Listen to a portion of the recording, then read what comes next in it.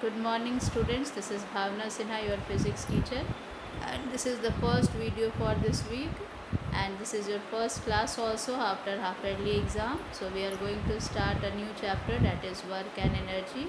This is the fourth chapter of your physics book. Okay, so let us see the first topic which we are going to discuss in today's class is necessary conditions for work to be done. That means what are the necessary conditions required for work to be done. So basically there are two conditions needed to be satisfied for work to be done. You can see here it is written two conditions need to be satisfied for work to be done. Now what are those two conditions? Let us see. The first condition is the force should act on the object. The first condition which is required for the work to be done is that the force should act on the object. That means for work to be done there must be a force exerted on the object. Okay, and what is the second point? The second thing required for work to be done is object must be displaced. If work is to be done, then the force which is applied on the object, due to the effect of that force, the object should be displaced. If the object gets displaced by the exertion of force on the object, then the work is said to be done. Okay, so we can say, what we can say? We can say that work is done only when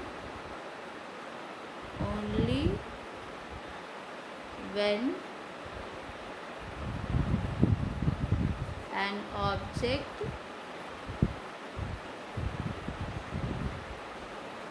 gets displaced due to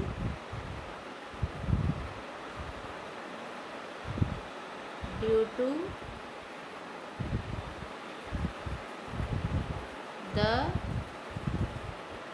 force exerted on it. Okay, when is work said to be done? Work is said only when work is done only when an object gets displaced due to the force exerted on it. That means the two necessary conditions required for the work to be done is force. The first is force and the second is displacement.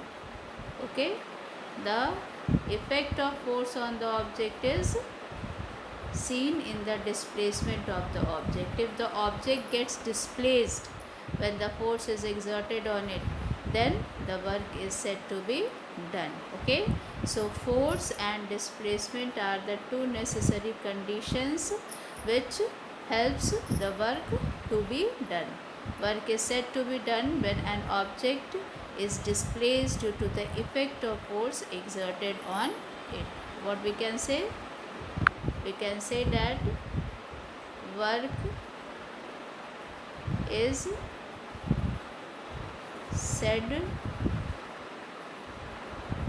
to be done when the object gets displaced due to the effect of force exerted on it. Okay, so in this way we can define work. Work is said to be done when the object gets displaced due to the effect of force exerted on it. Okay, now let us see some other points related to work. So let us see energy. let us, because the chapter is work and energy, so we have just discussed the definition of work. Let us now discuss what is the definition of energy. So what is energy? Let us see. The capacity of a body to do work. What is work?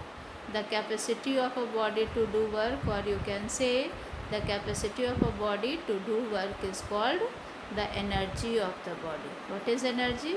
The capacity of a body to do work is called the energy of the body.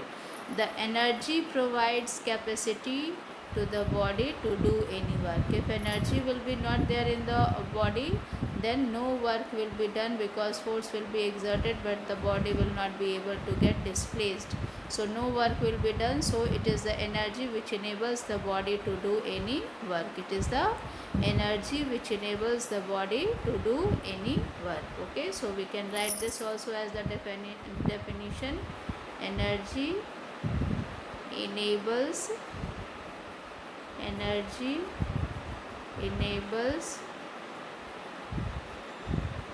the body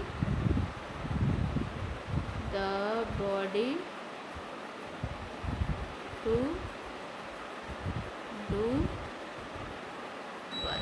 Okay, it is the energy which enables the body to do the work. Okay, now let us see some more facts regarding it. What is the unit of energy? The unit of energy is joule. What is the unit of energy? The unit of energy is joule. Okay, now let us see. 1 kilojoule is equal to 1000 joule. Joule is the smaller unit, kilojoule is the bigger unit. And what is the relation between kilojoule and joule? 1 kilojoule is equal to 1000 joule. 1 kilojoule is equal to 1000 joule. What is the full form of kJ? kJ stands for kilojoule. Okay, and what is the SI unit of energy? Joule, and here J represents joule. Now based on this energy, the SI unit of joule, SI unit is joule. The same is the SI unit for work done. Okay, for work done also the SI unit is joule. So we can write here one point. SI unit of work done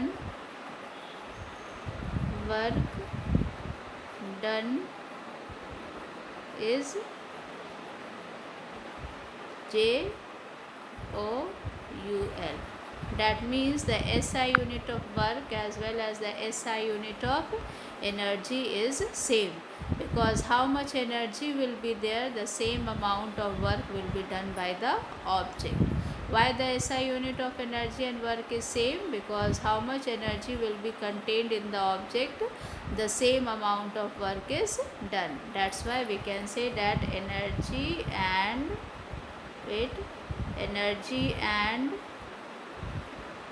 work has same SI unit. Okay, energy and work has same SI unit, and reason I have told you just now. The reason is that the energy contained in the body is the work done by the body. Okay, energy, what is the amount of energy contained in body, that much work is done by the object. And what is work? Work is the work is done when there is displacement in any object due to the force, due to the effect of force exerted on the object. How much force is exerted on the object? Due to the effect of that force, the object gets displaced. And what is the displacement of the object? That gives the work done by the object. And work is only done when energy is present in the body. That means the energy enables the object to do any work. The energy enables the object to do any work. How much will be the energy in the body? The same amount of work will be done by the body. Okay, so this is the displacement of work and energy. In the next class we will discuss the next topic. Thank you, students.